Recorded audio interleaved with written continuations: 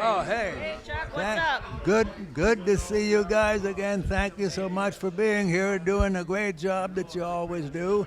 Boy, it keeps us right online. You know what's going on, and then somebody will always know what's going on because of what you people do to record and to keep this stuff on record. Again, I've got to express my appreciation to you and tell you how grateful everybody should be for what you have done, because just recently now another one of our members passed away, John Chapman.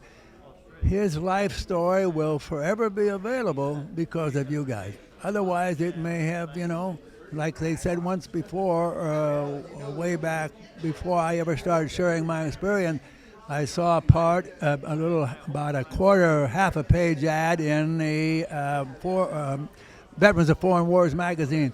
It said that if those of you who have had these experiences won't share them with other people or with history classes or stuff, then that history of that event, as far as you were concerned, will die with you. And so you guys are doing a great job, and thank you so much for it. You do a great job at it. Thank you. Well, thanks, Chuck.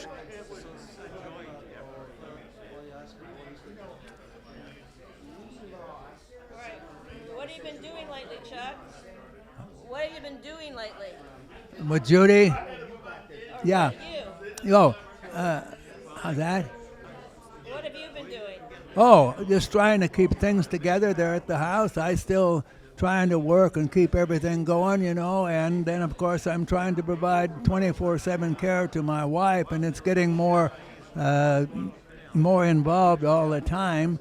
Her dementia is increasing, and she'll hang up the phone and I'll ask her who was that, and sometimes not only she won't remember what it was about, but she won't remember who it was. So it's but we're just doing it a day at a time. That's all we can do.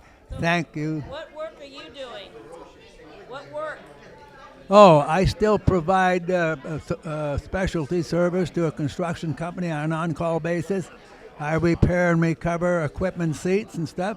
Most of the small or the upholstery shops don't want to bother with those smaller seats. In fact, when I first tried to get somebody to repair the seat in my piece of equipment, he said, "Don't bring it in. I don't even want to look at it." So I started doing it sometime in 1950, I guess, 60. So I've been doing that ever since. I still try to keep up with it, but it's getting to a point where I can see that sooner or later I'm going to have to kind of hang that up too. It kind of gets to. I tell people I'm only 95, and I've been working continuously. In this what is today? April 7th. Okay, just a few days ago, on April 3rd, that was a double anniversary date for me. On that date, it had been 78 years since I had enlisted in the United States Navy, and also on that date, I had been a working, wage-earning, tax-paying, service-providing, productive, contributing, self-supporting member of my generation for 78 consecutive years. Now try that on for size. Too big for me. I tell you, I invite anybody to join me in this and see how long you can keep going, because there's a lot of room there, because not too many people want to go that far. Anyway, thank you so much for all that you, and thank you for being here. One more. Oh. Do you ever finish your gate and your fence? Your fence and your gate? My feet? Gate. The fence. Your gate. You'd have to write it down. I don't quite understand what you're saying. I remember, Chuck, you had a gate on your fence that you're working on at your house. Yeah. Did you finish your fence? Oh, yeah, I got that finished. I put in some multiple bifold gates and everything because of where they were, and got double hinges on them and everything. I got one in the back that's 16 feet 3 inches wide, so I can get in there crossways if I want to. But if I used to walk around the neighborhood and people would say, "Where do you live?" I said, "Down on the corner of Rockney and Sazzle." They say, "Oh, you live where the fence is." so fence people guy, notice it.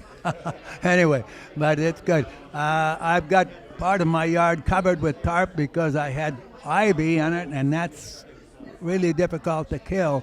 So the best way to do it is to take it out and try to get as many of the roots as you can out, and then cover it over with a tarp for a couple of 3 years. That sterilizes the ground and everything and stops it.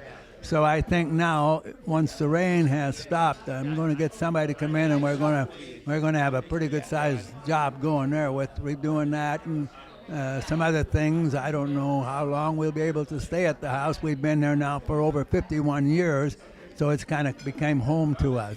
In fact, I tell people the final time that I leave this house, I want it to be when they carry me out feet first. Anyway, thank you again so much for being here. And here's my friend Don Long. What do you want? Fill him in.